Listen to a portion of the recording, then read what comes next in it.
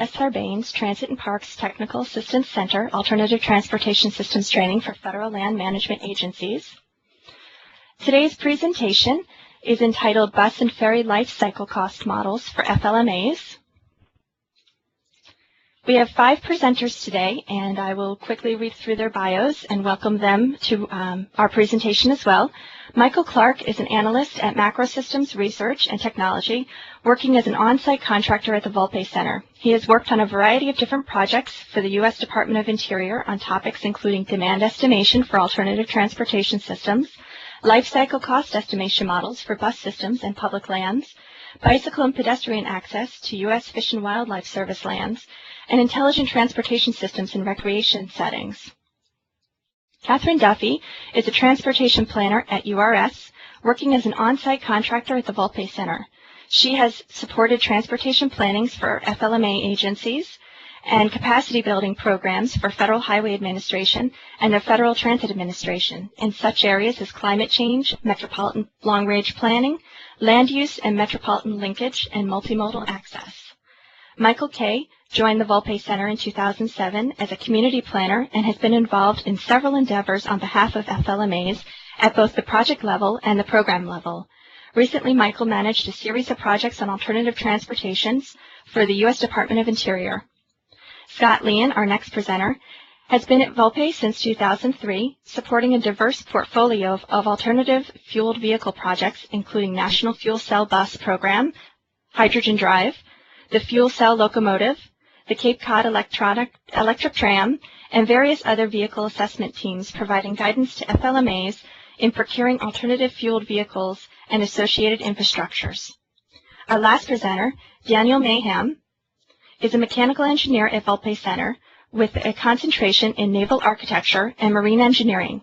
At the Volpe Center, Daniel has worked on vessel modifications, fire control plan updates, FM200 fixed firefighting system installations, and service life extension programs for the U.S. Army Watercraft and U.S. Coast Guard, and is currently supporting the National Park Service on boat selection and dock design for the Lowell National Historical Park. And without any further ado, I will hand the presentation over to Michael Kay. Thanks, Amber. And welcome to everybody, and we really appreciate you joining us today. I'm Michael Kay with the U.S. DOT's Volpe Center. We're based in Cambridge, Massachusetts. And we're really excited to roll out today 2 new models that we hope will really be useful to our FLMA partners. These are projects that we've been working on for the better part of 2 years, and we've just completed them in the last couple months, so it's an exciting time for us. I just want to quickly go through the agenda for today's webinar. First, I'll give you a little bit of background about our models and where they sort of fit into our larger portfolio here at the Volpe Center. I'll also be working with Scott to provide a brief introduction to our bus model. We'll then move over to a few examples of our bus model, and we'll do that both through the presentation directly and also with a direct demo using our Excel spreadsheet model. We'll then turn to our ferry model, providing an introduction and also an example of that. And finally, we'll provide a summary of today's webinar.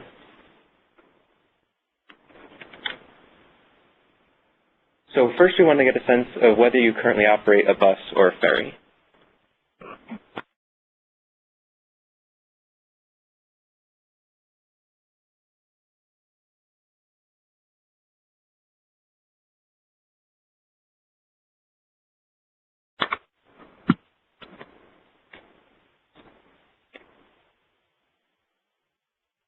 And it looks like we have a pretty wide diversity of answers here.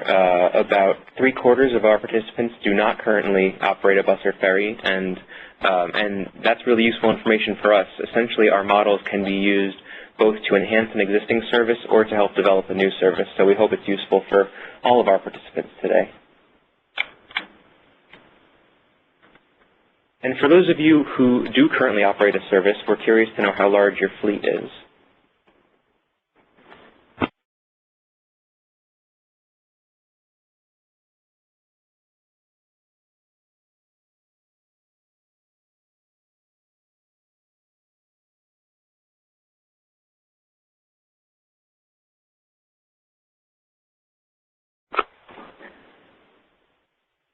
And among those of you who do currently have a fleet of either bus vehicles or vessels, it looks like a lot of you are running large services of more than 10 vessels or vehicles.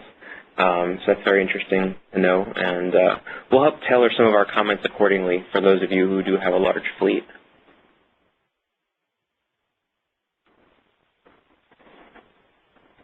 Our next question is, we're curious to know whether you're planning a new system in the next few years.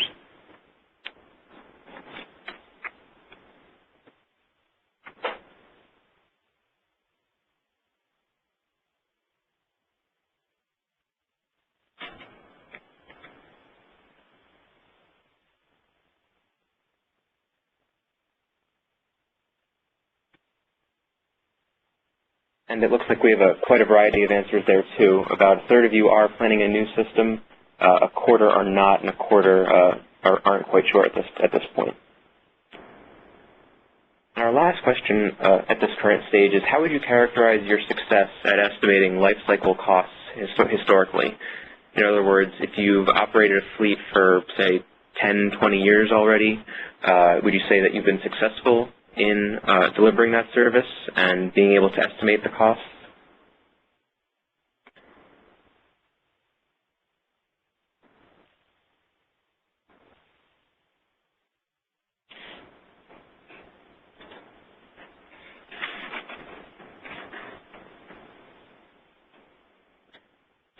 And we also see a wide variety of answers here, and particularly for those of you who have been somewhat unsuccessful or feel like you've done an average job, we hope that these models are useful to you as you help to plan services again in the future. So I just want to take a moment to provide a little bit of background of these two projects and where they fit into our portfolio here at the Volpe Center. This is essentially a project that's funded by the Federal Transit Administration, and it's part of a larger portfolio of 7 projects altogether. These were funded by the Paul S. Sarbanes Transit and Parks Program as their annual research set aside, and these projects were completed back in September of 2011. Among the other projects included in this portfolio is a document that looks at alternative fuels vehicles and what the guidelines are for those, as well as examples of which FLMA units are currently using those alternative fuels and their relative success. We also did alternative transportation inventories for various FLMAs. We also did an update to a 2005 inventory of intelligent transportation systems. We also did a alternative transportation demand analysis, and that's essentially a qualitative analysis of the different factors that an FLMA may wish to consider as they go about estimating their demand for alternative transportation. And in some way, that's a little bit of a companion piece to this. That can give you some guidelines as you start to develop a bus or ferry service and think about the life cycle costs. And finally, a visitor access resource guide, which is meant to highlight some of the low-cost interventions that you may be able to implement to reduce congestion, increase visitation, and ultimately increase visitor flow and improve visitor flow, therefore improving the visitor experience. So our training objectives. Our main objective is essentially to assist in the planning of new bus services and ferry services, and also in the enhancement of existing bus and ferry services. And this is really a training for a diversity of staff, not just superintendents, but also planners, engineers, and other operations personnel as well. And we intend to show that the impact of decisions made early on with regard to capital expenditures and service levels really do have a significant impact on costs in both the near term and really especially in the long term. This model helps the user to visualize those long-term impacts. As we'll show later, we have a series of graphs that can enable you to see what your costs are, say, in year 1 versus year 12. So that you're not just looking at year 1, but you're able to project out how your costs may increase or decrease over that full life cycle. And, it's ultimately difficult to estimate life cycle costs, and this is just another tool for the toolbox for our partners. So in the first section on the bus model, The bus model essentially has two main components. One is a spreadsheet-based model with 5 individual sheets, and I won't go into detail on those now, as we will do so later. But I did want to mention our user's guide, which is essentially our supporting narrative for the model and includes a lot of the underlying methodology. It's less an instruction manual. The instructions, rather, are included as the first sheet of the model. This describes the assumptions for the model, which ultimately led to a number of default values. For example, our model has certain default values for maintenance costs on a per-mile basis, but those costs can range significantly according to your local conditions, what types of bus you have. So essentially, we provide the user a range and describe some of those trade-offs. So our default value for some of the bus types is $1 a mile for maintenance costs, but we have a range in there, say, from 50 cents to $2 a mile. And we describe what some of those trade-offs are so that you, the user, can input your costs as close to estimating them as possible. And the user can, of course, manually modify any of the costs, even though we provide a default value for you. A little bit about the characteristics. I've talked a little bit about this and we'll elaborate further on, but I did want to highlight the final point. Many FLMA units have in the past contracted out their operations, but how do they assess later on whether this was a cost-effective decision? Because our model is flexible, the FLMA unit can essentially bring themselves back to that day when they made that choice. They can essentially input what the price of fuel was, they can input what their expected maintenance costs would have been, and they can use the background information we provide in the user's guide to help them make those estimations going back years. And even an analysis of historical costs performed years later will help inform units as to the potential cost savings of operating a system on your own, and our model helps you to make that assessment. For this slide, I just wanted to describe the goals briefly and emphasize the opportunity that FLMA transportation planners now have to see the impact of your decisions in real time. For example, if you want to change the length of your route, you will immediately see the changes in projected costs. Or if you want to consider a larger bus or a hybrid bus, you will immediately be able to see the changes in costs. And again, we're able to show for you a graphical cause and effect. I just want to take a second to talk about some of the obstacles we encountered in developing the model. First, the FLMAs certainly use a wide variety of vehicle types, and they range in dozens ultimately. And we ultimately had to narrow down a spectrum of a handful of bus types. And if your bus type isn't listed, luckily you can input a manual field to describe what kind of bus you're working with, how much it costs, to the extent that you know what its maintenance costs are. We ultimately researched typical maintenance and other practices, as well as propulsion options, to develop our default values. And we essentially want this model to be available and accessible to anyone. We also spent a lot of time helping to understand what the FLMA operating environment is. There are a lot of models out there that are tailored for traditional transit agencies that may have fleets of hundreds of vehicles and may run on flat urban terrain, but FLMAs often operate in a very different context. They may be running interpretive services, they may have much different frequencies, and certainly the local conditions have a huge impact on costs as well. And our last obstacle was, essentially the development of the spreadsheet tool itself. It took, the better part of a year to refine it, and we were refining it up until the last minute, but we're excited to present it for you today, and it is available as a download for you. Briefly, the inputs to the model are bus type, fuel costs, service and schedule characteristics, driver wages, various maintenance requirements, overhaul decision points, infrastructure, and visitation. We'll go into those more later on. But I did want to clarify that really this model has 3 functions. You may already know your capacity and you therefore want to choose the correct bus. Or you may already have a bus and you want to set the correct schedule. Or perhaps you don't know either and need to know both what type of bus and what schedule to operate. Our model allows you to do any of that. And our outputs, we can essentially help to let you know how many buses are needed, what the capacity of those buses will be, and of course our estimated cumulative costs on a year-to-year basis for various costs, not only the purchase costs, but operations and maintenance and overhaul costs as well.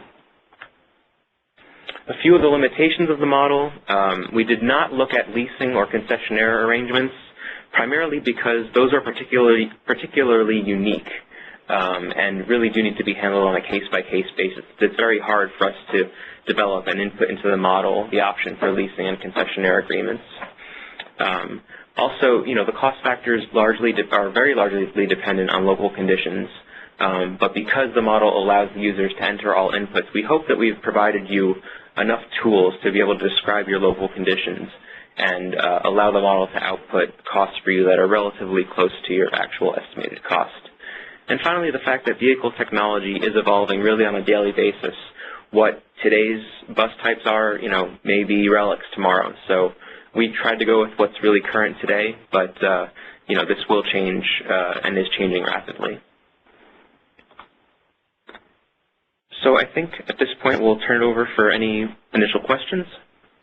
Thank you, Michael. Yes, if anybody has any questions, you can use the Q&A drop-down manager to type in your question, or you can press star 8 on your telephone keypad and unmute your telephone, and we will go through the process of unmuting your phone from the telephone side. You'll hear a beep on your line, and then you'll be free to ask your question. We do have one question so far through the Q&A, and it's, can you please describe the difference between the user's guide and the instructors tab in the model itself? Sure, that's a great question. As I mentioned, we have a separate user's guide, but also included in the model is an instructions tab.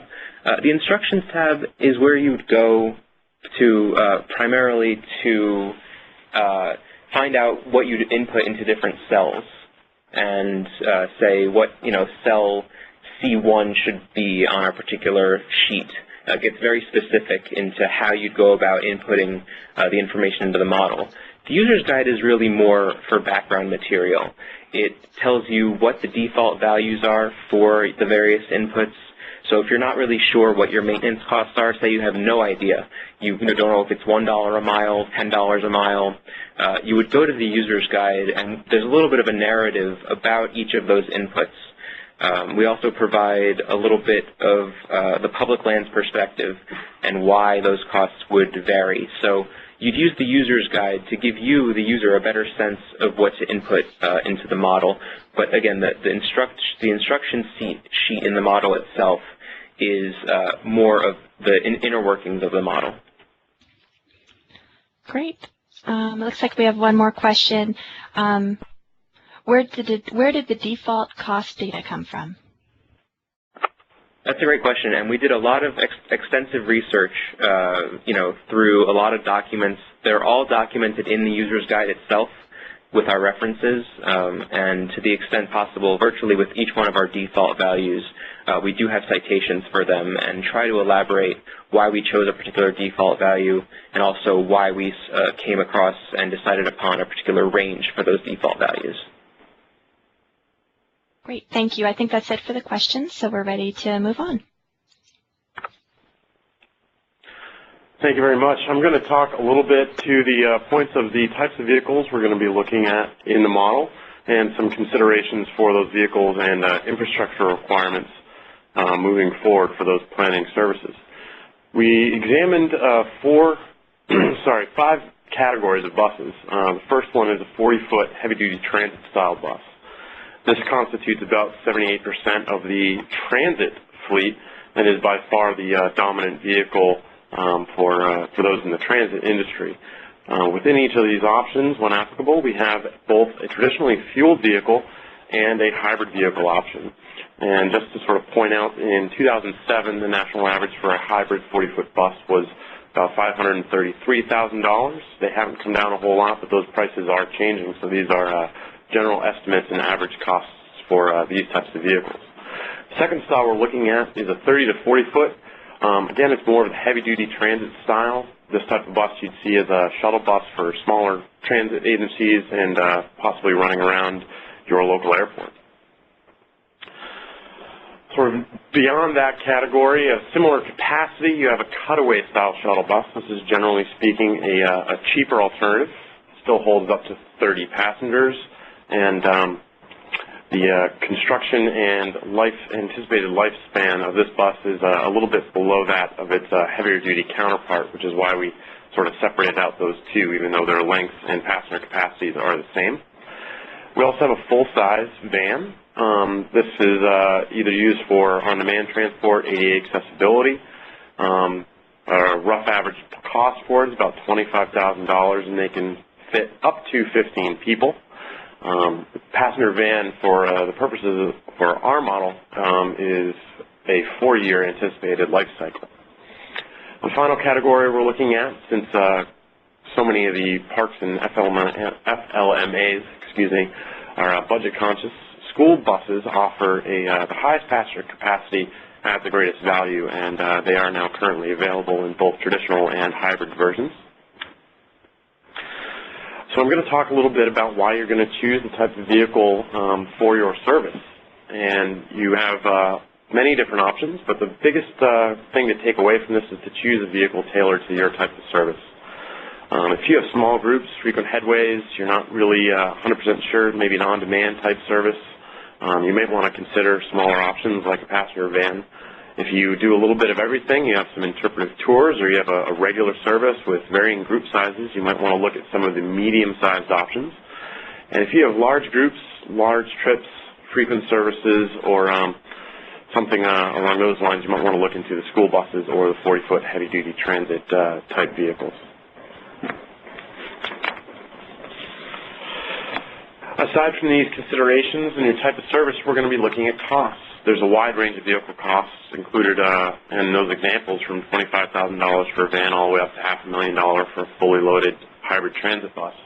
You're also going to look at cost implications regarding your fuel economy of the vehicles, maintenance and repair costs, or in some cases, you may need a commercial driver's license driver to operate the vehicle. There's also local factors that are going to influence your decisions. Are there local dealers or operators who may be able to help out with economies of scale? Are there other agencies or government agencies near you doing large procurements of vehicles? Would it make sense for you to piggyback along with those procurements going on? Are other land units or operators purchasing a similar type of vehicle? A lot of times in the park services and other FLMAs, they're buying limited quantities of vehicles, so it's hard to achieve economies of scale and get the best deals. So when you're looking at piggyback procurements and other large procurements that are going on, one caveat to these decision-making processes are whether or not your route might allow for a similar size or type of vehicle. And also, they may have different equipment needs as to what your own are. So if you need specialized options or features, these are things to be wary of when you're in the shopping process. Other considerations are operational or maintenance and fueling of vehicles. Do you have the facilities? Do you have personnel on site that are capable of maintaining a large bus? If not, are there service centers nearby? Do you have fuel that you want for your particular vehicle? You wouldn't want to go and buy a diesel-powered bus only to come to find out that the nearest diesel station is 20 miles away. Is there required power available for a plug-in hybrid or hybrid electric vehicle? Might be another consideration. And finally, we're going to talk to you a little bit about the vehicle durability and maintainability. Various duty cycles might demand a heavier duty vehicle. If you have significant off-road portions in your park, you might want to consider the heavier duty 30-foot option compared to the cutaway shuttle style option. What is the condition of your overall infrastructure, and what is your anticipated demand?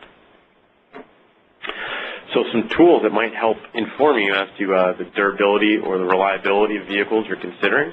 For heavy-duty vehicles, FTA has a testing program called Altoona Bus Testing, which measures the quality, structural durability, safety, and fuel economy of bus options that are to be purchased with federal funds. If you're looking at smaller options like passenger vans, you might want to check with the National Highway Traffic Safety Administration's crash testing or EPA's fuel economy results, just so to enable you to make the most informed decision when it comes to purchasing a vehicle for your fleet use.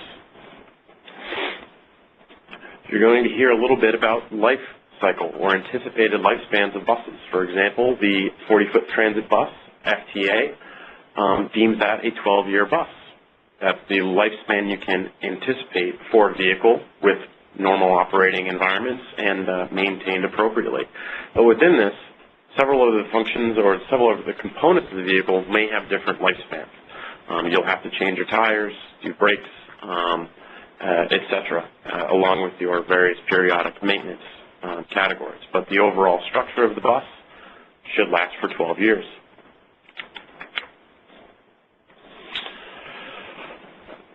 Within the model, our operational costs, we wanted to make you aware that they account only for costs directly attributed to the drivers and administrative personnel. They don't include facility costs for, say, your administration or keeping the lights on or operating sort of your normal offices. The costs can be very diverse depending on location and what your current labor market is like, but we've chosen a default value of $30 an hour for a driver, and that's based on APTA research.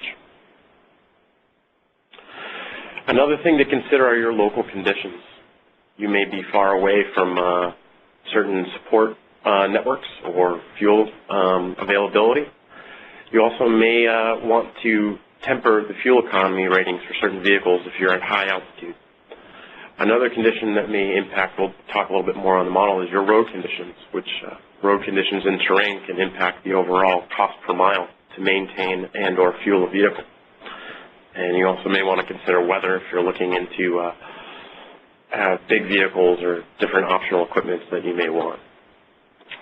So these can have a pretty big impact on your costs, and our model has accounted for that. Operations and fuel costs in the model can increase conservatively as much as 100% for bad conditions, although some of the research that we came across show that they may impact conditions up to 200 or even 300%. And our model allows for 4 general condition categories: good, fair, poor, and bad. In addition to your conditions and your operating conditions, we also have a trigger for major intervals or for major servicing intervals. Your engine and transmission interval is about 250,000 miles, and we've also included a battery pack replacement for hybrid vehicles. Again, just to consider if we're talking about these heavier duty 12-mile vehicles, especially if you have longer routes and frequent service, these may or may not be of a consideration within your planning stages. Our passenger van we consider as consumable. It does not get overhauled. We anticipate 4 years or 100,000 miles of useful life, but your mileage will vary. The national average for a 4-year vehicle in terms of life, according to the FTA, is about 5.6 years. So you may do much better than what our model assumes in terms of your vehicle lifespan. We've also chosen the conservative cost for fuel, and want to point out you may want to revisit that if you're doing your modeling and planning 6 months from now. The cost could be dramatically different. We could be in full summer and be approaching $4 or $5 a gallon for fuel. So just bear in mind your local fuel costs and note that you can change that default value. We've also provided the provisions for discussing any infrastructure and whether or not you may want to purchase or install a fueling station, maintenance facilities, bus stops and shelters, or marketing and signage. A lot of these are considerations for startup services, or maybe you've been running a contracted service and you want to move the operations in-house. This includes some of the infrastructure you may want to consider. For fueling station, this is generally only available if there's not a local fuel station that is convenient to you. General advice is to avoid significant regulations by staying under a 10,000-gallon threshold. We've found through our experience that if you stay under that, you'll keep the local fire marshals happy. The fuel system pictured here is a con vault, and again, our experience on previous projects, we received an estimate of about $100,000 for a dual tank system that would allow you to fuel both gasoline and diesel-powered vehicles. Maintenance facilities might be a good option to have for larger fleets. You're looking at a multifunction building, which includes a bus bay with lifts, office, storage space for parts. This is a significant upfront cost, between $400,000 or $800,000, for example, for a small fleet. Large fleets might have significantly higher costs, and your costs may vary wildly based on location and your local cost of construction. and or permitting. Bus stops and shelters can vary in style and design between $7,000 and $12,000 is what we've found for purposes of the model. And you can also include some nice features if you like, including lighting or benches or branded pylons to get your message out and pass around the information. Other startup costs that you might want to consider if you're looking at a service is staff time for procurement, training your drivers or your maintenance personnel on the specific vehicles you've chosen, developing your routes, marketing it, putting out any types of ITS deployments which might inform your visitors when the bus is going to be arriving, and dispatching communications equipment. We've tried to capture as many of the potential upfront starting costs, and several of these are optional. Marketing is something that we've decided to include. It doesn't typically occur to some people in their planning stages that if they do this great service and put the word out, you want to ensure that people are going to be riding your service.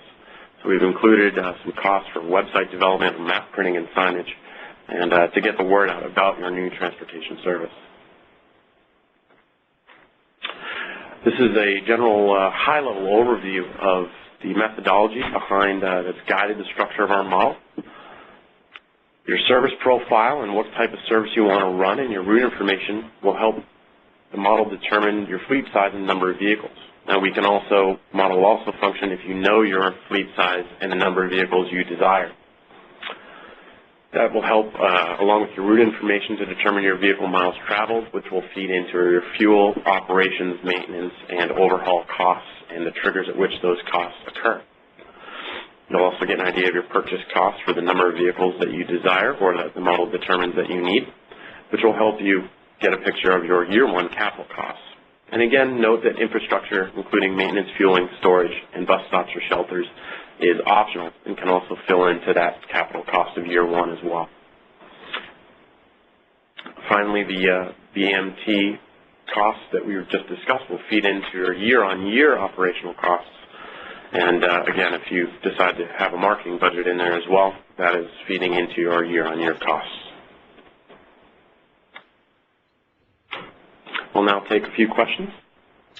Great. We have a few questions actually already posted, and I don't know whether or not they're directed at Scott or Michael, but either one of you please jump in. The first question is, it sounds like the model can retroactively calculate and help evaluate former planning decisions. So specifically, could you recommend using the model to help calculate a return on investment on previous decisions that have been made and sustainability of past investments? Sure. As I mentioned, this tool, I think, will be really useful not only for those who are, again, starting new services or modifying existing services, but looking back, say, 5, 10, 15 years to when you were at that decision point of applying for a trip grant or purchasing a vehicle and estimating what your costs would have been, say, to operate that service yourself. Maybe you ultimately contracted it out, and you want to go back and get a sense based on historical averages for maintenance costs, for fuel costs, for marketing, for startup costs. And you can ultimately make a comparison for yourself, which will then help inform your future decisions. And when you go out to seek further future grants, be it through TRIP or elsewhere, or use your internal funds to procure new vehicles, you'll have a better sense of what type of vehicle you may need. You'll also be able to develop perhaps a more accurate schedule so that you're not running too many trips with a low capacity. Thank you. And the next question is, does the user's guide include costs for low-floor vehicles compared to regular floor vehicles?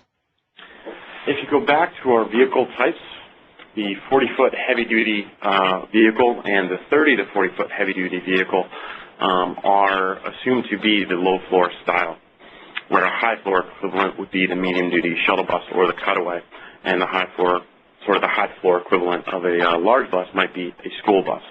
Beyond that, we don't have distinctions, but you'll notice that in the pricing information for those options, specifically between the heavy-duty transit bus and the medium-duty cutaway-style shuttle, generally speaking, the low-floor transit-style vehicles are significantly more expensive, but then again, along with that, you get a 12-year or a 10-year anticipated life cycle.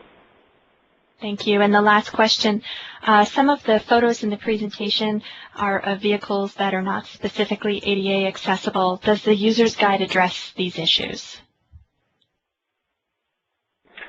I don't believe the user guide addresses these vehicles. Whether or not your vehicle for your fleet is ADA accessible would depend on the type of service you're running, the customers you are serving, and whether or not you already have an ADA type vehicle. There are several land units out there that are running buses that are not, each one is not specifically ADA compliant, but they will have an ADA accessible vehicle to accommodate those visitors.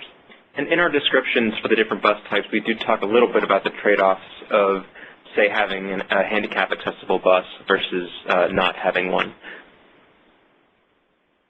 Great, thank you both. That looks like it's it for the questions, so we can continue.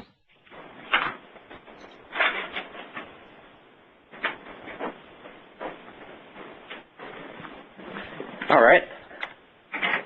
So we're going to move on now to the model itself and providing some examples on how to use it. And before we go too deeply into these examples, we first want to do a quick overview of the model itself just to orient everybody with the organization of it. And so when Catherine and I go through our examples, we're not confusing everybody.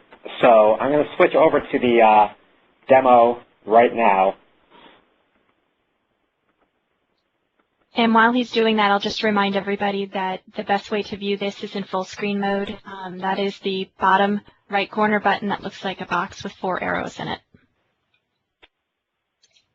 So hopefully everybody can see that clearly. This is the model. We have 5 tabs at the bottom of the screen that will direct you to each of the different components of it. This first tab here is the instructions tab, which we have talked about briefly earlier. You can see on the top here, we just have some text here for the overview of the model itself, introducing what the worksheets mean. We have over here what schedule you should use, the basic and detailed schedule, which Catherine and I are going to discuss later, which situations would be better to use which type of schedule. And underneath all of that, we have more detailed instructions on how to go through the 2 tabs, the required inputs and detailed schedule tabs, to come up with your service and come up with figures for those characteristics that you put in there. So as you can see, as I scroll down here, you can see the detailed schedule sheet instructions right there. And as I scroll down a little more, we have a little summary for the summary sheet and the default data sheet just explaining what those are, but I'm going to go over that too in just a moment. I'm going to switch tabs now to the required inputs and basic schedule tab. This is what I'll be discussing for the most part. This is a better tab to use if you have a more simplistic type of service. Although most of the inputs here you will have to enter regardless of how complex your service may be. Oops, sorry about that.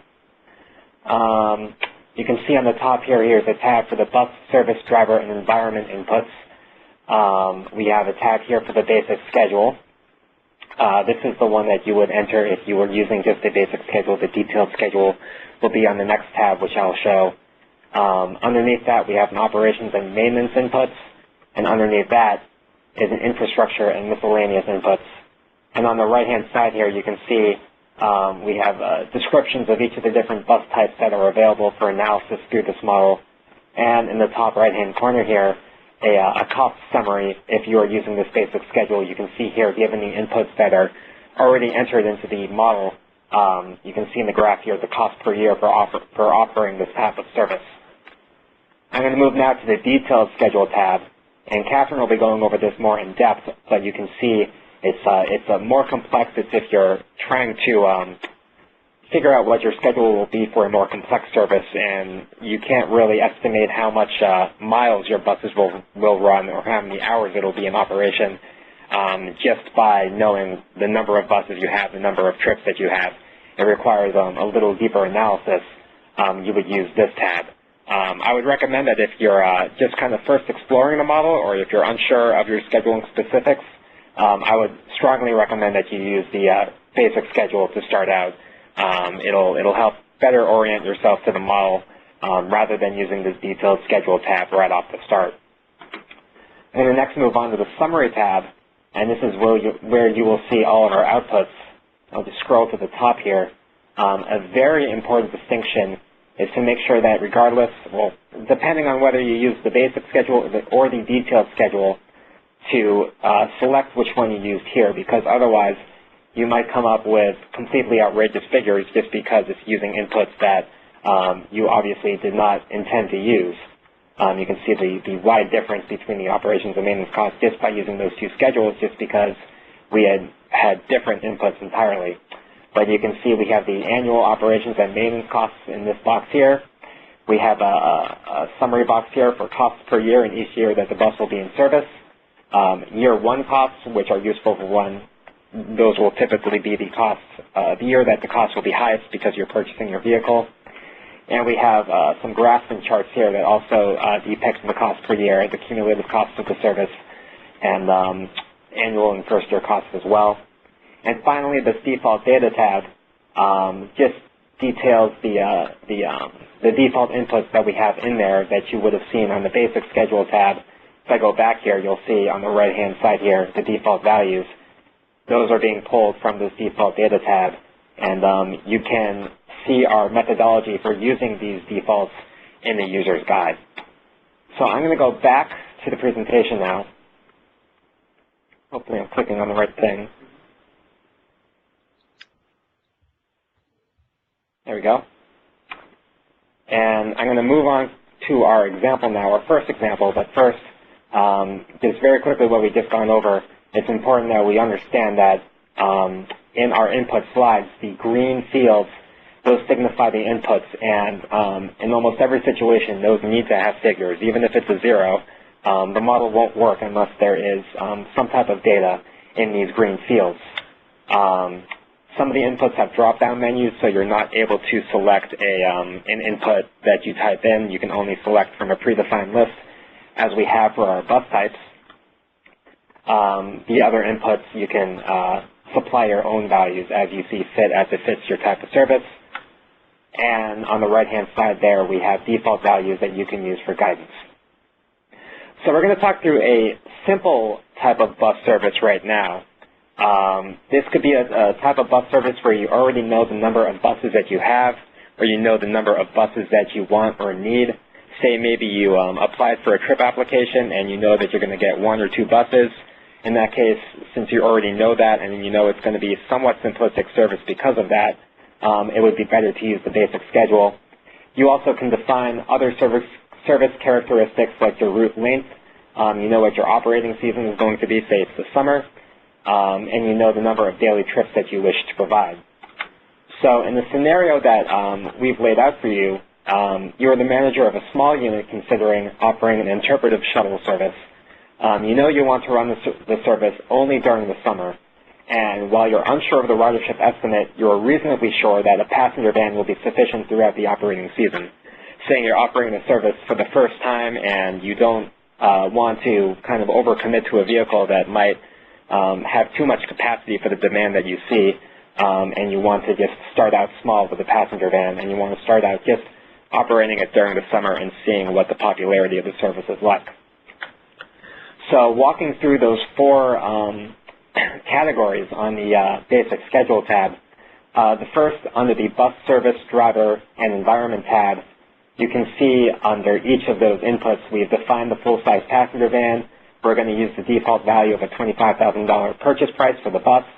I have to apologize here. The annual service days row that you see there is actually going to be in the next tab that we go over. It was moved late in the process, so you should disregard it here, but it is going to be 90 days that we have the service in operation. We're going to assume it's an 8-mile round-trip loop road that we want to operate on. It's going to take about 90 minutes to go over the interpretive tour in total. We're going to use the default values of a $30 driver hourly wage and a 3% inflation rate, and we're going to keep our road conditions as good, which means that good road conditions mean that it's not going to affect our maintenance costs if we had selected fair or poor or some other type of road maintenance condition that would have a multiplying factor on our costs. In this next tab here, you can see this, because we have a basic schedule, we know we only have 1 bus, and we're only going to be operating that bus for 2 trips. It's better for us to use the basic schedule. If we had a much more complex service with multiple buses and multiple daily trips going on multiple runs, we would want to use the more detailed schedule. And in the model as you have it right now, underneath those two rows, we'll see a third row for that annual service days. Under the operations and maintenance section here, we're going to use some of our defaults. The 90 cents maintenance cost per mile is actually a bit higher than what our default was, but we're going to assume that it's a little higher for the scenario that we're running here. We're going to use the same 14 mile per gallon fuel economy. And because we have a passenger van and the model doesn't account for overhauling a passenger van just because it is not feasible to do that, we don't have to worry about overhaul costs or battery replacement or a mileage point for the overhaul. That's all disregarded in this example. And we're going to use the same fuel cost per gallon of $3.50. And finally, under the infrastructure and miscellaneous section, we're going to assume that the site in question already has a fueling station, or we're just not going to worry about fueling. Ditto for maintenance facilities, we're not going to have bus stops or shelters in place. We're going to account for a modest $1,000 in startup costs just to make sure that people are aware of the service. But for the most part, these costs are going to be kept at a minimum in this example. So you can see here, this would be the output on the summary tab of the model. We can see we have outputs for the annual operations and maintenance costs of $9,396 per year. You can see each of the different factors kind of broken down there. We can see the annual fuel costs per fleet. We can see the annual maintenance costs per fleet. If we had overhaul costs or transmission costs, we would see that. We can see up above the vehicle miles traveled, the vehicle hours traveled for that fleet. And on the right-hand side there, you'll see the year one costs, which will typically be the highest because it accounts for the purchase cost of the vehicle. And underneath that, we have, or underneath that in the summary tab of the model, we have some more charts here. These account for the cost per year. You can see the operations and maintenance costs modestly go up as we go along because we're accounting for inflation, the 3% inflation. But you can see the total cost per year are staying pretty modest. The miles per bus only gets over 10,000 miles in that last year. But it's safe to assume that with a passenger van with a 4-year useful life or 100,000 miles, we only estimated out to 7 years because it's assumed that the vehicle, even if it really hasn't been operating that much, will be obsolete at that point, and it's not safe to assume that your vehicle will be in service after that. In real life, if your vehicle still works after 7 years, all the power to you to keep running it. But in this model, we assume that that's when the service would stop and you would have to invest in a new vehicle. You can see in the bottom right-hand corner there the costs per year. You can see it's very high at first, but then it kind of levels out to about $10,000 per year. And finally, we have some graphs for the cumulative costs. You can see it goes up. It's not exactly a straight line, but it seems close enough to a straight line for the cumulative costs on the left-hand side there. And in those annual costs, you can see the big factor that driver costs play on the annual costs. The maintenance cost is somewhat low. The fuel costs are pretty manageable, but the driver costs are the most significant. And it's important to note that in this instance or in any instance, we're using the $30 driver hourly wage, and that's what the cost would be. We would assume to hire a new driver, but you might want to use an existing staff member, which in that case might kind of drive down those driver costs to somewhat more manageable levels. It's important to realize, though, that if you are going to use an existing staff member to operate a service, that there is some kind of opportunity loss for them to do other tasks which they normally would have done in the first place that you would have to account for. So the driver costs might not always be as direct as just hiring a new driver, but there are a lot of indirect factors to account for as well. So with that, I'm going to pass it on to Catherine. Thanks, Mike. We are now going to move on to look at an example using a detailed schedule. One of the benefits of using the detailed schedule over the basic schedule would be if you don't know how many buses you need or how many runs per day you'd like to operate your service. Or if you do have a general idea about this, but you want to get a sense of how to build a schedule to account for multiple seasons, if you have a peak season and a shoulder season, or if you want to have a variable, have your service vary by day of the week or even time of the day. So if in many cases you may want to operate an extended service on the weekends or during rush hour periods. So we're going to do another scenario. We're going to assume that the person using the detailed schedule this time is a manager of a medium-sized unit, considering offering a shuttle service to an off-site parking lot, taking visitors to the visitor center and a few other destinations on the unit. The manager isn't sure how often to run the shuttle, but has a pretty good sense that there will be more riders on the weekend. So the first thing you do is you go into the required inputs page and you fill out all the bus and service characteristics, except for the tab, or not the tab, the section called Basic Schedule. And this is just because the inputs that would normally go into this section will be filled out in the Detailed Schedule tab.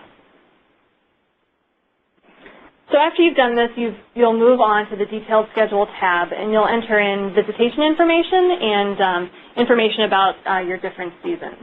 So in this particular example, we're going to assume that the unit receives 750,000 visitors, and we're going to say that we're expecting the ridership to be about 15%.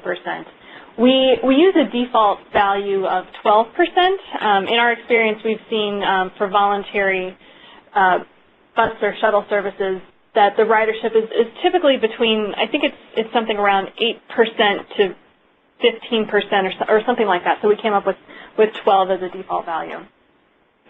That then will give us our annual ridership. We then need to enter information about the number of days in your peak season and in your shoulder season.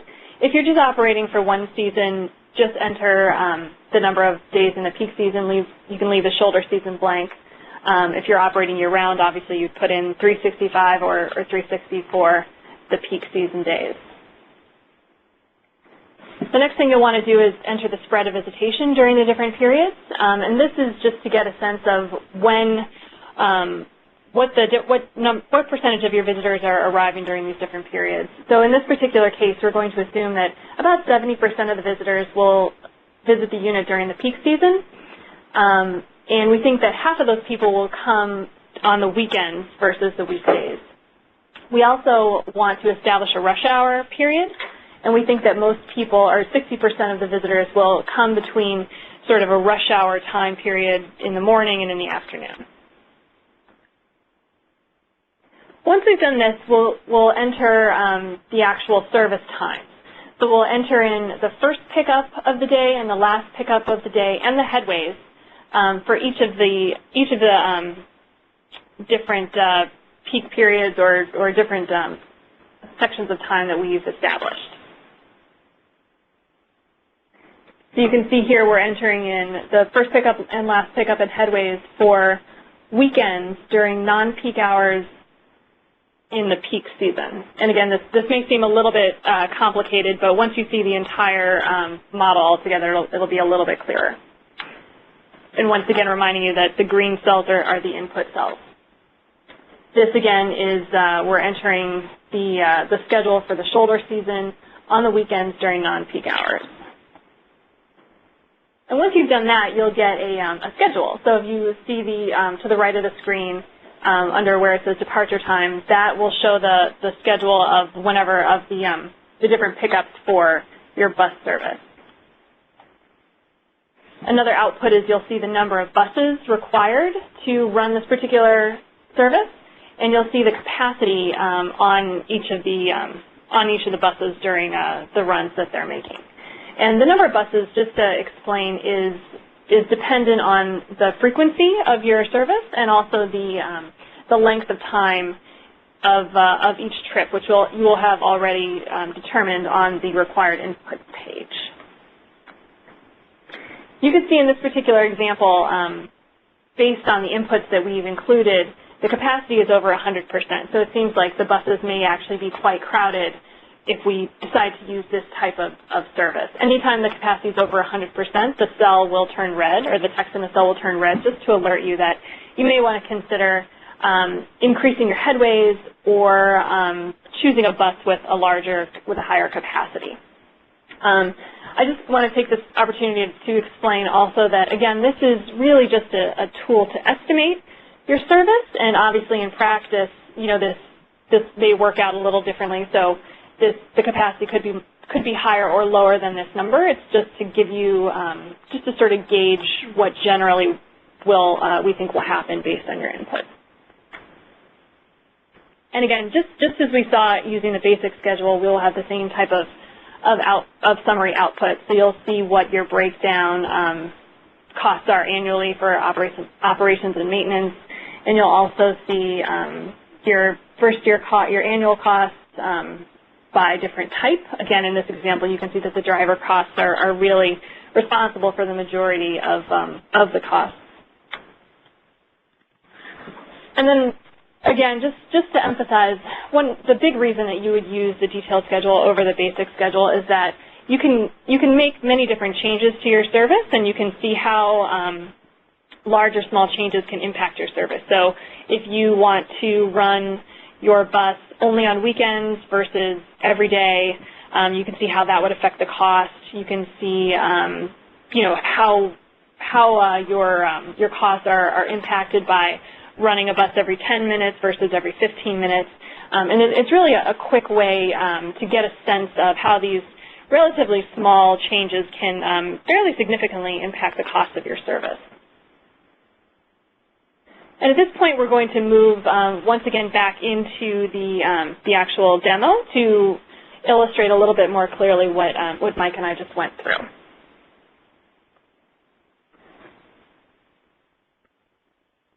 And I'll just remind everybody that the best way to view this is in full screen mode. If you choose to not view this in full screen mode, you'll need to scroll down a little bit to see the tabs that they're showing you.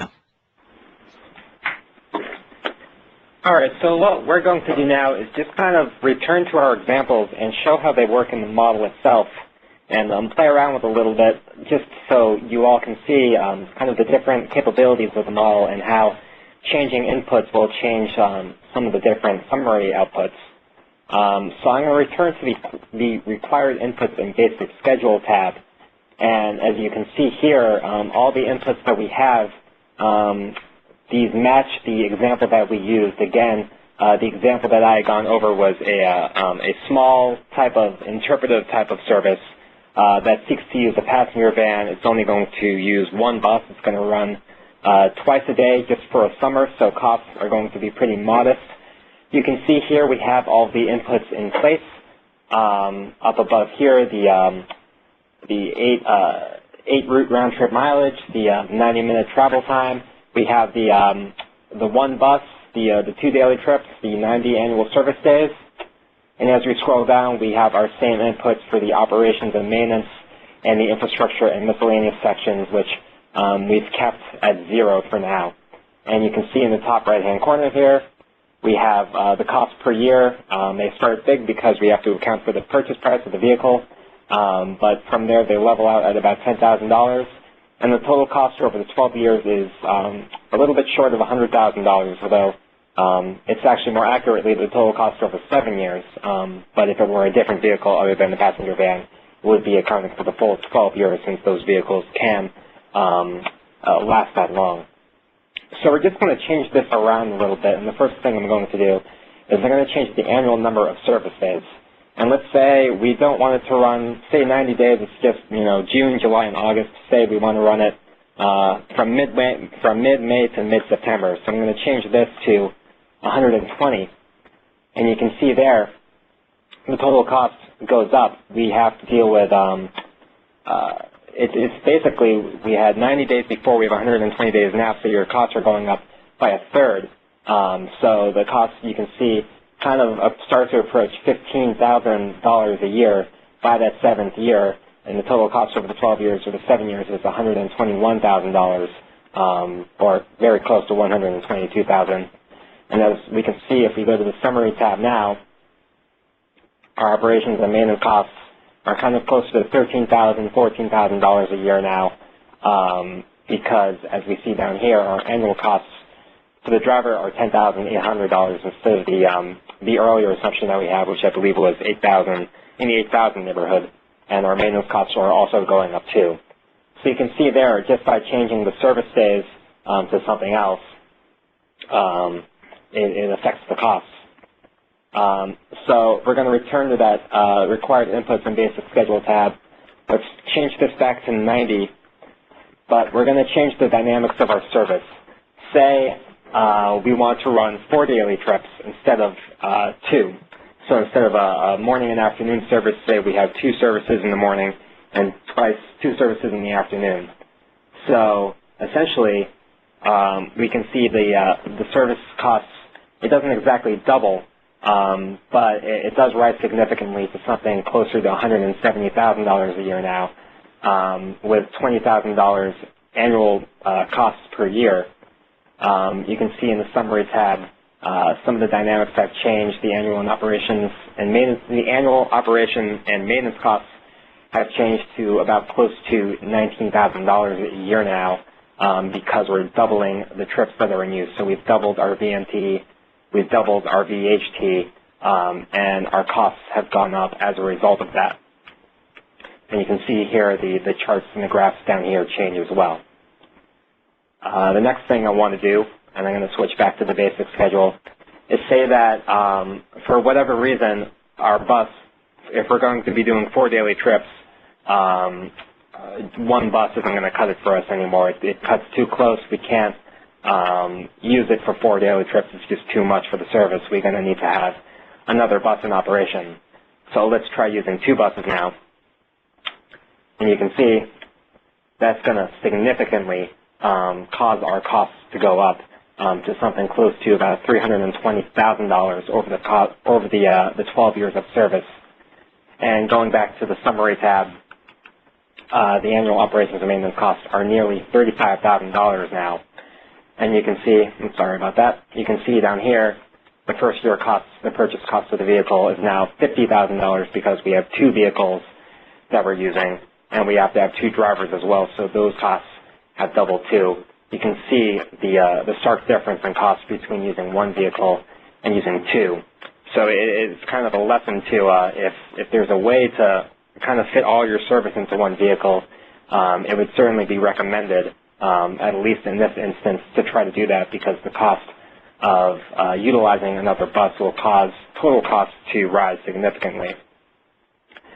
The last thing we're going to do, I'm going to change our inputs back to what we had as a default, 1 bus with 2 daily trips. We're going to say that maybe we don't want to use a passenger van. Maybe we want to use the next level up of a cutaway vehicle. So we're going to use a cutaway medium-duty diesel bus. And you can see there the costs have risen as well. Our bus price has gone up to $125,000 now. It's important to note that when you change anything in this bus type, if you change it to anything, all of the default values are going to revert back to being your inputs. So all of a sudden we have your engine overhaul costs kicking in, you have the transmission overhaul costs kicking in, the mileage point for overhauls is there. I'll actually correct myself, all the default costs do not kick in because these infrastructure and miscellaneous costs are still, you would still have to change it. But all of a sudden we're dealing with overhaul costs if our bus reaches that point, which in this instance it wouldn't, because we're dealing with a very low mileage service over the course of the 12 years. But if we go to our summary tab now, we can see the cost of the bus is risen to $125,000 now. Our operations and maintenance costs are a little bit higher, not significantly. So, you know, that evens out. But you can see just by the purchase cost alone significantly raises the cost of service, at least if you are purchasing the vehicle. If you get the vehicle through a grant or something like that, that changes the story.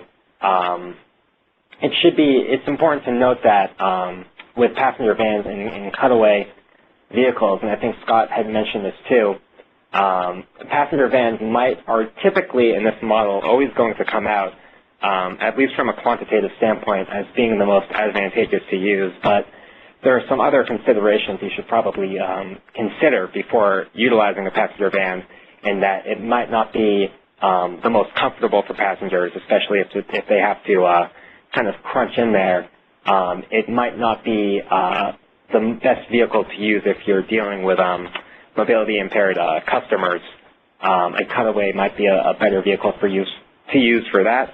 And also, just dealing with the basic passenger capacity differences of the two vehicles, the cutaway can obviously carry more passengers than the passenger van. So those are all considerations you have to kind of take into account when you're deciding which vehicle to use. But the model kind of just spits out numbers at you. It's very good from a quantitative standpoint, but from a qualitative standpoint, it requires a little bit more thinking than just using what the model says. So I'm going to return back to Catherine, and she'll go over the more detailed schedule. Great. Thanks, Mike. And we will be taking questions after this demonstration, so definitely keep those in mind. So I'm going to move back to the required inputs and basic schedule page, and I'm going back to the example that I used earlier, where I'm the manager of a medium-sized unit, and I'm planning to offer a shuttle service between an off-site parking lot to the visitors center and a couple of other destinations. So I'm going to keep the round-trip mileage at 8 miles, but I'm going to decrease the average round-trip travel time. In Mike's example, this was an interpretive tour, so it was, we are assuming that the bus may be driving a little bit slower. At points, the bus may pull over to have a discussion or some sort of interpretive feature about some of the resources on the unit. But in this particular example, we're really just trying to get people from an off-site parking lot to their destination. So I'm going to change this 90-minute number to 40 minutes. I'm going to keep everything else the same. Actually, I think I will change the road conditions in this case. I'll change it from good to fair. And scrolling down, you can see that this will affect the maintenance costs, or it should in the model. And I'm going to change this to a full-size passenger van. So then we'll return to the detailed schedule page. And we're going to use the same inputs that I used in my example earlier. So we're assuming that visitation is 750,000 people a year. Again, we have the two seasons, the peak season and the shoulder season. And we've already established those different visitation spreads across seasons, days of the week, and peak periods. So you can see we have 4 different columns to the right. We have a peak season Friday through Sunday column, peak season Monday through Thursday column, and then scrolling over, we have a shoulder season Friday through Sunday column and a shoulder season Monday through Thursday column. So this gives you a little bit of flexibility in providing a variable service. So going back to the beginning, we do expect that most of our visitors will use the service during weekends in the peak season. And I've actually here established a 2 peak periods where we think we'd like to run a more frequent service. So what I would do is enter the first pickup of the day in the non-peak hours section. We're starting our service at 8 a.m. in this particular case. And the last pickup of the day, which will be at 8 o'clock p.m. We're going to say that the shuttle bus will run every 20 minutes in the off-peak periods. Then moving below, you can see this is where you would enter in your peak periods, or a rush hour, so to speak. And we've determined in this particular case that we're going to run an expedited service between 9 a.m. and 11 a.m., and then again between 5 p.m. and 7 p.m.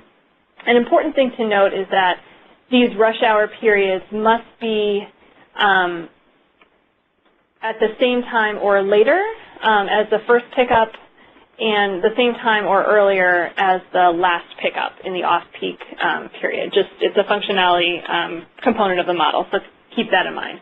All of this is outlined in the instructions, and so definitely read the instructions again as you're entering any of your values. In the expedited rush hour schedules, we are going to run the service, run the bus every 10 minutes, just because we are anticipating more visitors at that time. And you can see up here, if we're running the buses every 20 minutes, we'll need 2 buses to operate this schedule, and the buses will be about 75% full. In the rush hour period, we will need 4 buses to run a service every 10 minutes, and the capacity is actually a little bit higher during this period. And once again, this is really just for estimating only.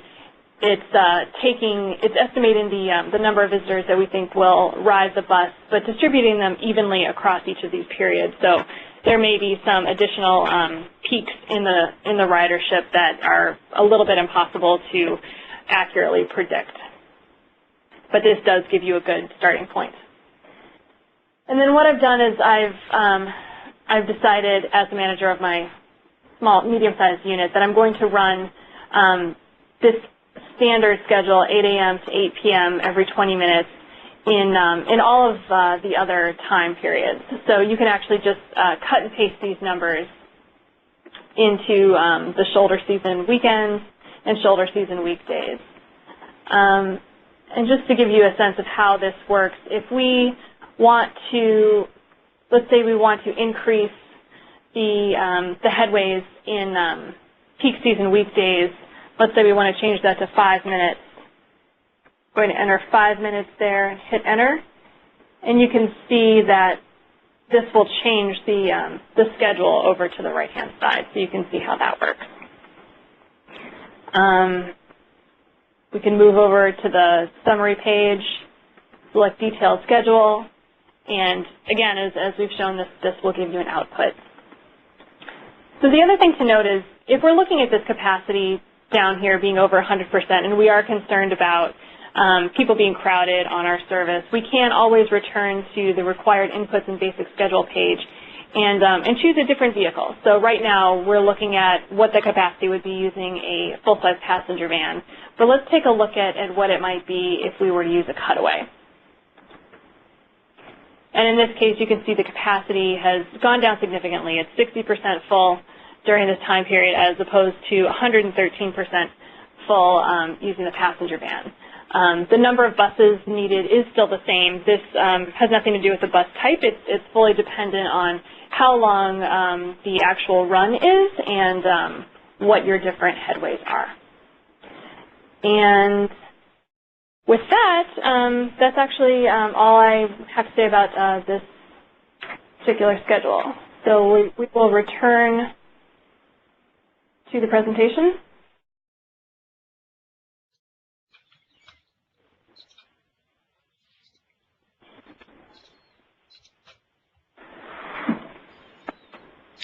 Great. And I think we can take any questions at this time. Great. We do have quite a few questions so far.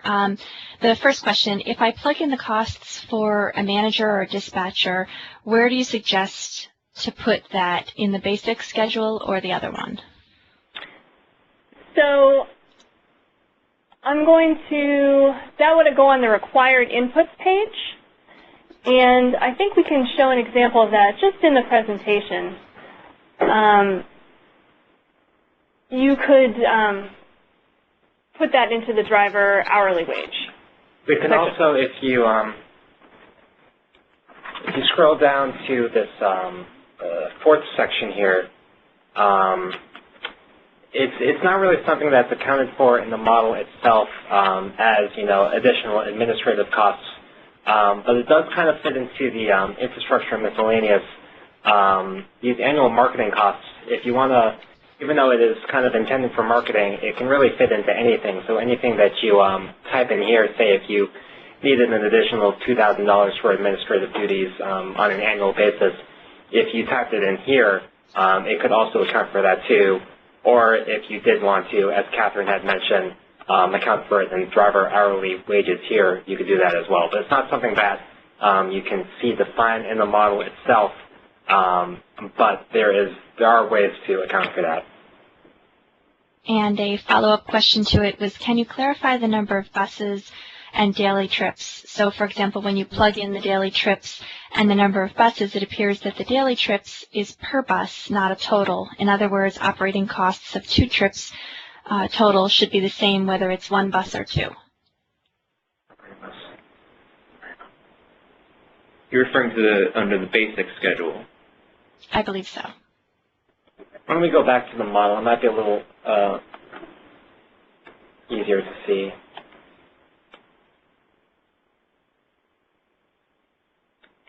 So I'm sorry, I'm just a little confused by the question. So if we have, we're wondering what the difference is between having, say, 1 bus offering 2 daily trips and what? I'm sorry, can we just... Sure, I'll reread the question. Can you clarify the number of buses and daily trips? So when you plug in the daily trips, the total number of buses, it appears that the daily trips is per bus, not totals. The daily trip should be for all buses. Okay. So in the example that I did, if we have 1 bus doing 4 trips, we can see, well, we're actually on the detailed schedule right now, so I'll switch it back to the basic schedule. This would be if you just had the 1 bus doing 4 runs throughout the day. But if we did 2 buses, it would each be doing 2 runs throughout the day. So it's 4 runs in total. You can see the vehicle miles traveled remains the same because we're still doing 4 trips instead of doing 2 buses doing 4 trips each. That would have to be, if we return to the basic schedule tab, 8 daily trips. So the bus model, the model itself can account for, say, 1 bus doing 6 trips and another bus doing 2 trips, at least in this basic schedule tab.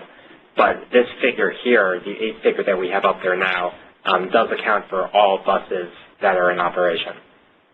Okay, great. And the next question, it's actually kind of similar. For multiple routes, especially ones with different headways and different peak hours, is it recommended to run the model for each route? Yes. We can't account for multiple variations of a route, so it is kind of tricky. If it kind of sounds like that would be a more detailed type of schedule if you're operating it over multiple variations, and you might want to account for that in the detailed schedule tab and just kind of perhaps average out the amount of time that the bus will be in operation and the distance that it will travel. Or you can kind of parse out each route and do an analysis on each specific one, accounting for the differences of each one. Okay, great. And the last question, because I think we need to move on, however, we'll continue the questions towards the end of the presentation, and if by chance we do run out of time, we will have the presenters follow up with those folks whose questions we did not get to. The last question for this period is, it's got kind of a comment/question. This appears to be a pretty complex model for FLMA units that may likely need assistance. Is it possible for Volpe or the TripTAC to provide resources available for assistance? Yes, this is Michael, and we are certainly available here at Volpe to help the FLMAs. We want this to be useful for them, and it is complicated. We do think that our user's guide and our instructions try to describe how it works, and certainly using the tab that we're looking at now, the basic schedule, is relatively intuitive as compared to the detailed schedule. But we recognize that a lot of our planners have not done a service before and are not quite used to this, as we weren't when we started developing this model, to be honest. So we do want to make ourselves available to you if you have any questions. Thank you, Michael. And to respond from the TripTAC side, TripTAC is available to provide assistance with regard to assumptions, but for the most part, it sounds like Volpe is definitely the key to providing assistance for the model. So I think what we're going to do is move back into the presentation and move on to Michael, and I will Sounds great. I'll just back us out of our... Great.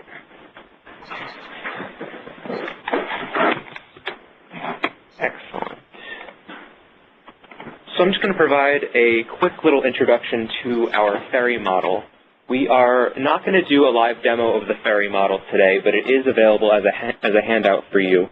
We will go through an example on the presentation itself that Dan will do. I just want to provide a little bit of background.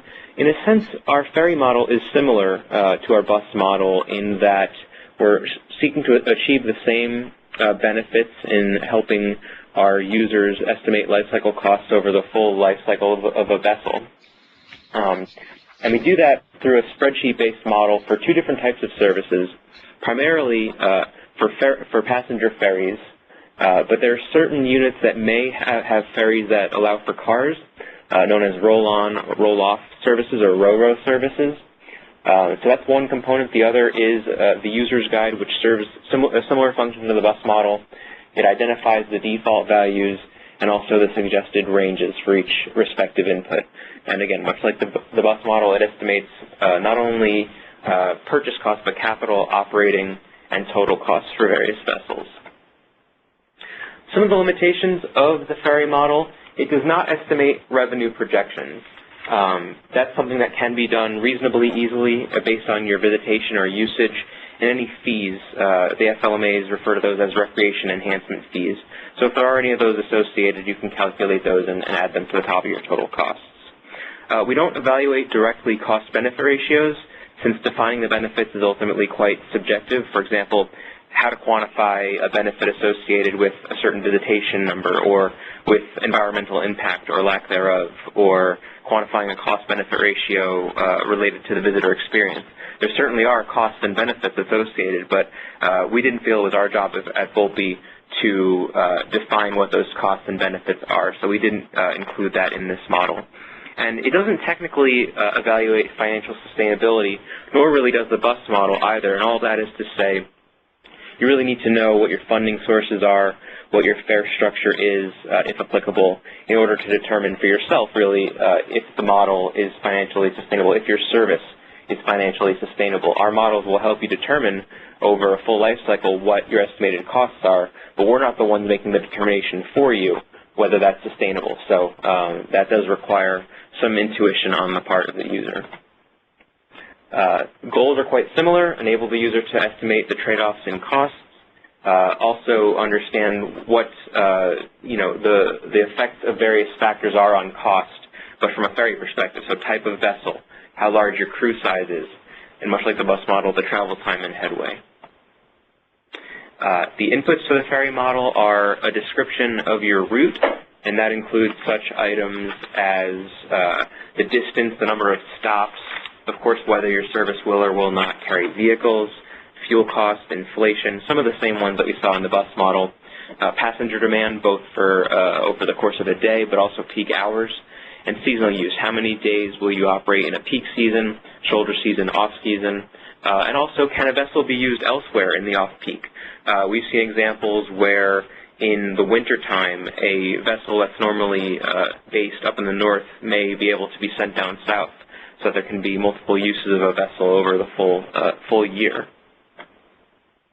And the outputs are our estimated annual capital and operating costs for 15 years, as well as our service times, speeds, and frequencies for various vessel options.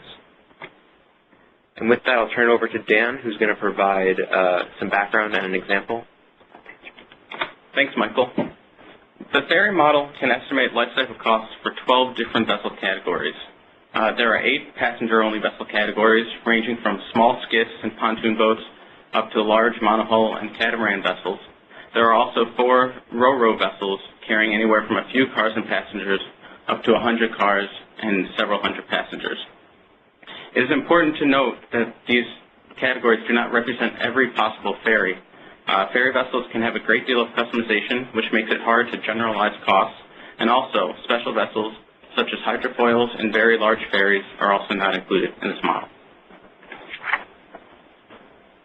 The 12 categories were developed using the Bureau of Transportation Statistics Ferry Census, BTS data, and also the Army Corps of Engineers Waterborne Transportation Lines of the United States, WTLUS data. The data were used to identify clusters of vessels with similar capacity, speed, and hull type. And this table summarizes each of these categories. In the table, the passenger-only categories are categories A through H, and the ro-ro vessel categories are I through K. And these categories cover vessels anywhere from small boats with capacities for only a few passengers up to large vessels with high passenger capacities and vehicle capacities. And larger vessels than these were excluded because FLMA ferry systems tend not to use larger vessels, and also because the high costs associated with these large vessels merit a more rigorous analysis than this model can offer. As noted in the table, ferries used for FLMA service generally have one of three hull types: monohull, catamaran, or pontoon boats. Monohulls are a traditional hull design often used for slower speed services, and ro-ro ferries are almost always monohulls. Catamarans are twin hull vessels and are often used for higher speed services.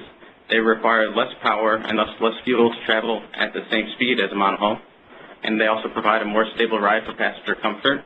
And pontoon boats are often more affordable than other hull types, but generally can only carry 30 to 50 passengers and cannot travel at high speeds.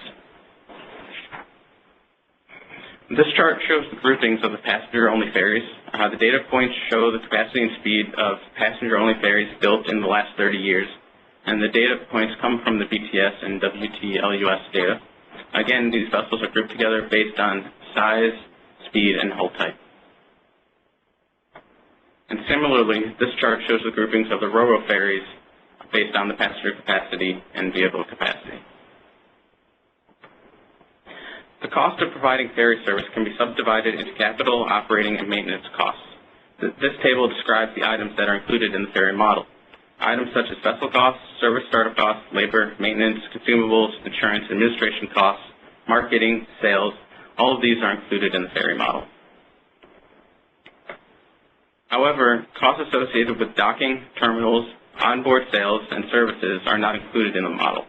Docking and terminal costs are highly variable and must be evaluated on a case-by-case basis, and onboard sales are generally a relatively small element and are usually only offered if they are self-sustaining. And to illustrate the uses of the ferry model, I'm going to go through a specific example. In this example, the proposed route would be a new service with 3 stops and a total route length of approximately 6 nautical miles. The service will not carry vehicles, so it will be passenger only. The peak season is between Memorial Day and Labor Day, which is approximately 90 days during the summer. Service will also be offered on weekends in April, May, and September, and this shoulder season adds 24 additional service days. From October through March, no service will be offered on the route, which is about 180 winter days. It is estimated that about 1,400 people will ride the ferry on a typical summer day, and during the busiest time of the day, there will be approximately 300 passengers on a particular route segment.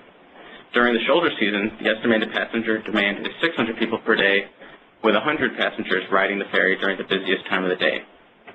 Also, during the shoulder season, extra vessels not needed on this route can be used on other ferry services, and during the winter, vessels can be transported south and used on another route. I don't want to go through each input individually, but I want to point out key information for several of the items. The first input, is this a new service or an existing service?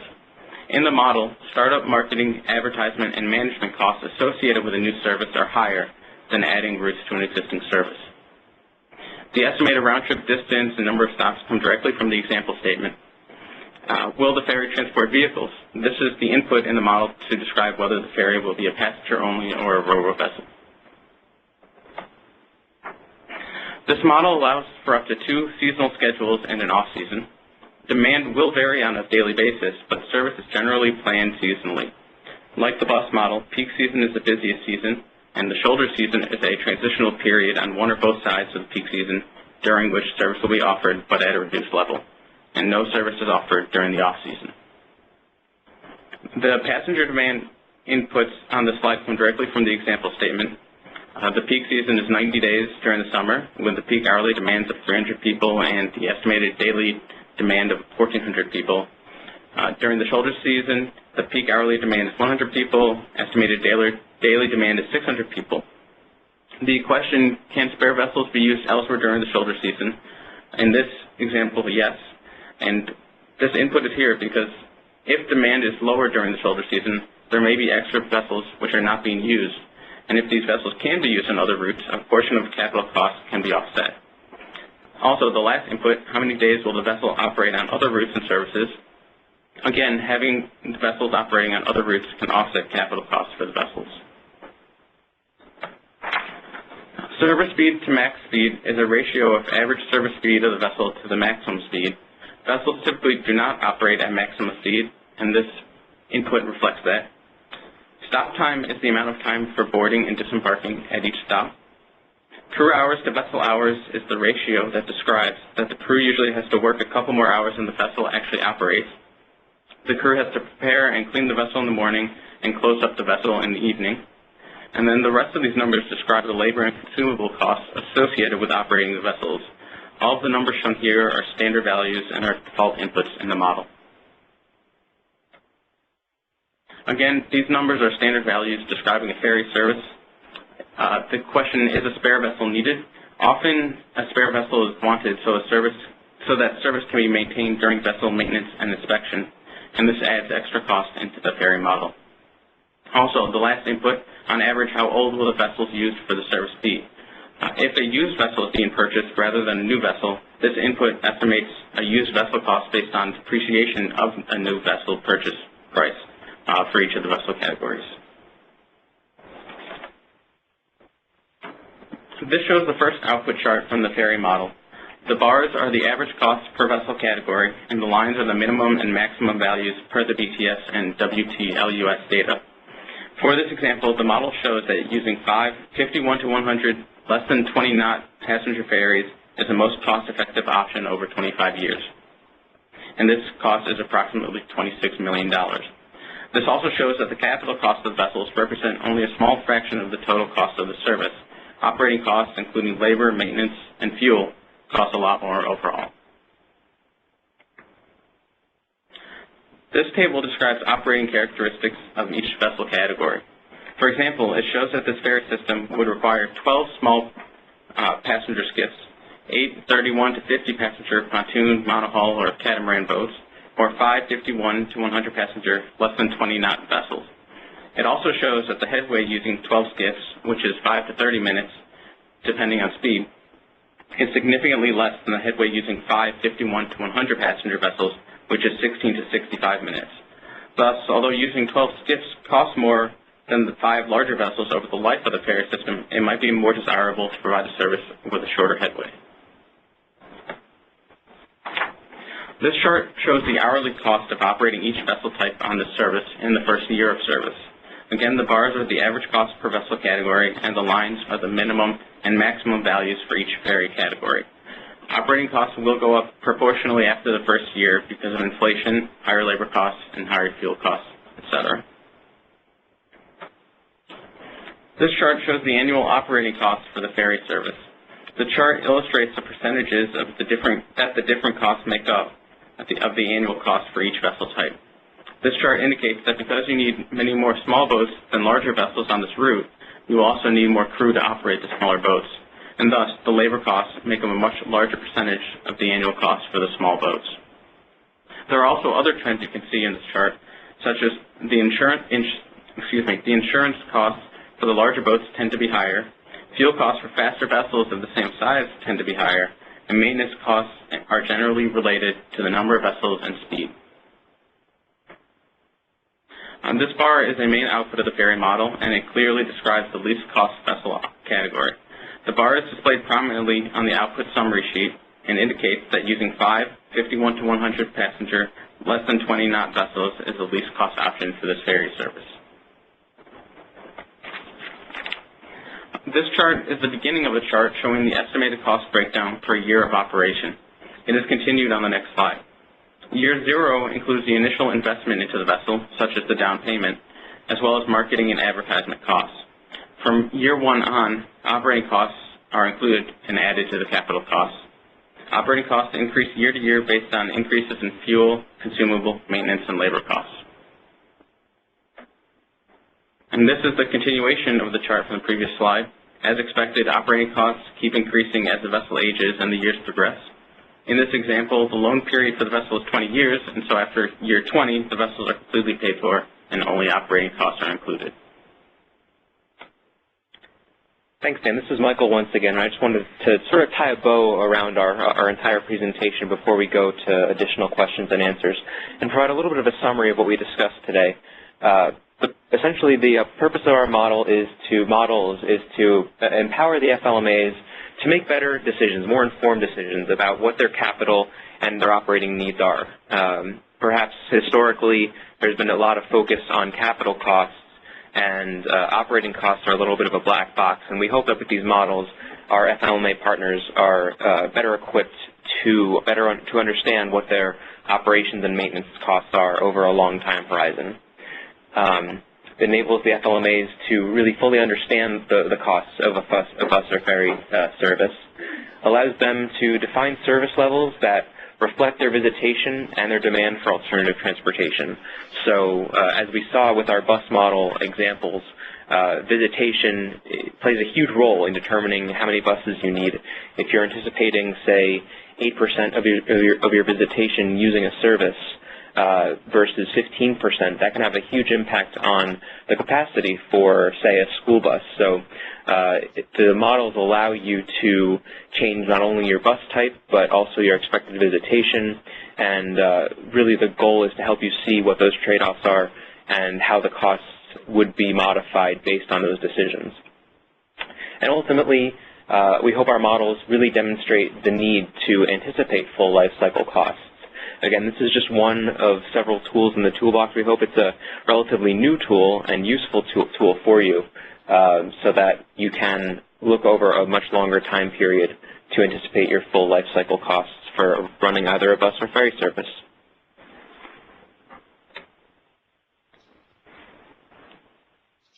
With that, I think we'll take some questions. Thanks so much. And if you, at this time, would like to ask a question, simply use the Q&A drop-down manager to type in your question.